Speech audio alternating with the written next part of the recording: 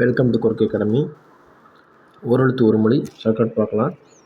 மாவரிசையினை பார்க்கலாம். மா அப்படின்றது ஷார்ட்கட். நான் மான்றது மணிகண்டன் பேர் வச்சுக்கிட்டேன். மணிகண்டன் இமயமலையில் அசோக மரத்துக்கு கீழே சந்திரன் உதிக்கிற நேரத்தில்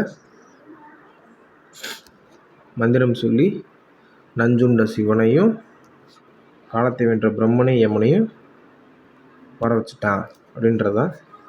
அடுத்து மா அப்படின்ற எழுத்துக்கு ஷார்ட்கட் பார்க்கலாம். இதில் மான்றது புத்தகத்தில், நம்ம தமிழ் புத்தகத்திலே மா மரம், அழகு, பெரிய, அறிவுடைய, திருமகள், அழகிய, அழைத்தல், வண்டு, வயல், விலங்கு, துகள் இதெல்லாமே இருக்கும். ஸோ எக்ஸ்ட்ரா இருக்கிறத பார்க்கலாம். நான் மான்றதுக்கு மாத்தாய்னு பேர் வச்சுக்கிட்டேன். மாத்தாயோட மகத்துவம் என்னென்னா, கருமை நிற பன்றியோ குதிரையோ யானையோ பிரசவத்தில் இடுப்பில் ஆணி குத்துற மாதிரி வலி வந்தாலும், மரணமே வந்தாலும், குட்டி வந்ததும் சீலையை கிழித்து நஞ்சு கொடியை கட்டுவாங்க. அதுதான் பெருமை.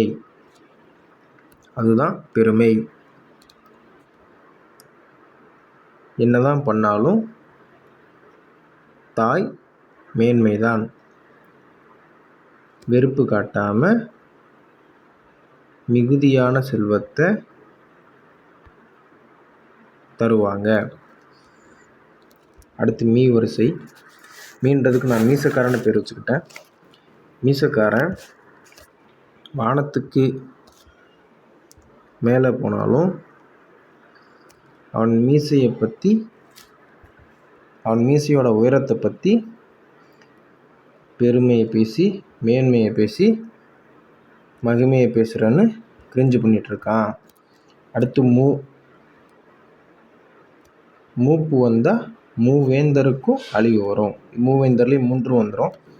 அடுத்து மேன்றதில் ஒரு பேர் வச்சுக்கங்க நீங்களாவே. மேல அன்பு விருப்பம் வச்சதுக்கு படிச்சிருந்தேன்னா மேன்மை அடைஞ்சு மேம்பாடு அடைஞ்சிருப்பேன். அடுத்து மைவிழி பெண்ணு நான் வச்சுக்கிறேன். மைவிழி பெண்ணுக்கு மலடின்னு களங்கம் வந்துருச்சு. காரணம் பார்த்தா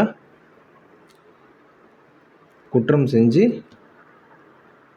பிறவியை இருளாக்கி வச்சிருக்கா. கருப்பு மைய வண்டினத்துலேருந்து எடுத்து மை போட்டு பார்த்தா மதியில், அது அறிவில் மேகம் மறைச்சப்போ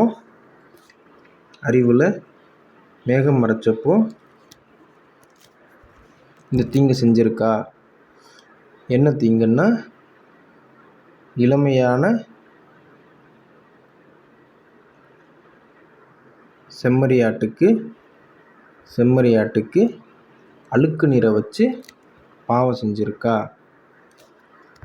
அடுத்து மோன்ற எழுத்துல ஒரு பேர் வச்சுக்கோங்க. மோவுக்கு எப்போவுமே தண்ணி மூக்கிறது தான் முதல் வரும். அப்படி அந்த தண்ணியை முகர்ந்து பார்த்தா கெட்ட வாடை வரும். தேங்க்யூ.